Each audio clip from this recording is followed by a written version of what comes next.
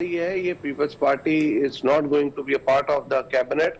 Peoples Party support कर रही है, अनकंडीशनल सपोर्ट है ये फेडरल गवर्नमेंट को, लीडर ऑफ द हाउस को चुनने में, और कोई लेजिस्लेशन होनी है उसके अंदर इस गवर्नमेंट को लीड शहबाज शरीफ साहब करेंगे और उनके अपने कैबिनेट टीम मेंबर्स होंगे।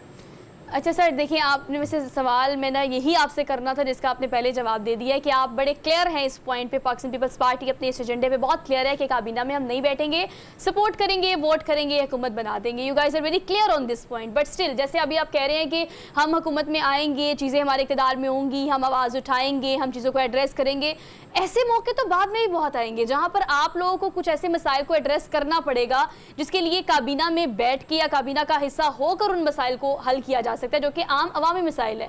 तो मुल्की मुफाद के लिए आपको किस तरह से लगता है कि एक सिस्टम में ना होकर ही आप उस चीज़ के लिए काम कर सकेंगे? देखिए, हमारी जो आवाज़ है, हम जब आवाज़ को रेज करेंगे ख़ास तौर पे on the floor of the house, national assembly में, सेनेट में या दीगर असम्बलीज के अंदर, तो वो आवाज़ भी मैटर करेगी। बिकॉज कोई भी ऐसी कोई भी ऐसी पार्टी हुकूमत नहीं बना सकती जो पीपल्स पार्टी की सपोर्ट के बगैर बना सके। तो पीपल्स पार्टी अगर एक अनकंडीशनल सपोर्ट कर रही है तो वो इसीलिए कर रही है कि जो लेजिस्लेशन है उसके अंदर पीपल्स पार्टी की सपोर्ट शामिल हो, और पीपल्स पार्टी कोई ऐसा इकदाम नहीं होने देगी। वो जरूरी नहीं है कि आप कैबिनेट का हिस्सा हो, क्योंकि लास्ट आप देखें कि जो 16 माह की हुकूमत रही उसमें पीपल्स पार्टी भी शामिल थी।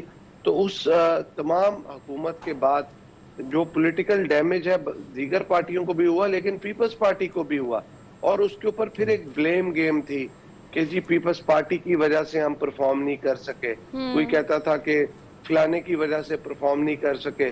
तो मुख्तलिफ पॉलिटिकल पार्टी। जुल्फिकार, एक और चीज अगर हम देखें इस वक्त जो सबसे बड़ा मसला है जुल्फिकार साहब, वो ये है, जुल्फिकार साहब अगर हम देखें कैबिनेट में तो आपने बैठना नहीं है, लेकिन आपने चुनना है, वज़ीर आज़म को करना है, वोट देना है। लेकिन इस सारी सिचुएशन में अब IMF के बाद जो बड़े प्रोग्राम आने वाले उस पर बड़ी बड़ी तनकीद भी आवाम की जानिब से होगी। और अगर हम अवामी मैंडेट की बात करें तो यह अवामी मैंडेट की हुकूमत नहीं है, वाज़ेह तौर पर आपके सामने सारी चीजें, लेकिन एक अक़लियती हुकूमत, फिर आप अपोजिशन बेंचों पर, दीगर अपोजिशन भी तगड़ी, आप लोग कैबिनेट में नहीं है। इस सारी सूरत में प्राइवेटाइजेशन की तरफ भी नून लीग सोच रही है, तो आपको तो मंसूर ही नहीं है। तो क्या इस मामले पर भी नुकसान होगा नून लीग को, या आप लोगों की तरफ से जिस तरीके से दबाव होगा, तो हुकूमत जिस तरह मैंने पहले अर्ज किया कि ख्वाजा आसिफ इसको रिस्क करार दे चुके हैं आप लोगों के साथ चलने को? देखिए, बड़ी क्लियर पीपल्स पार्टी की पॉलिसी, और बिलावल भुट्टो जरदारी साहब ये बात बता चुके हैं कि हम किसी भी किस्म की गवर्नमेंट ऑर्गेनाइजेशन को प्राइवेटाइज नहीं होने देंगे।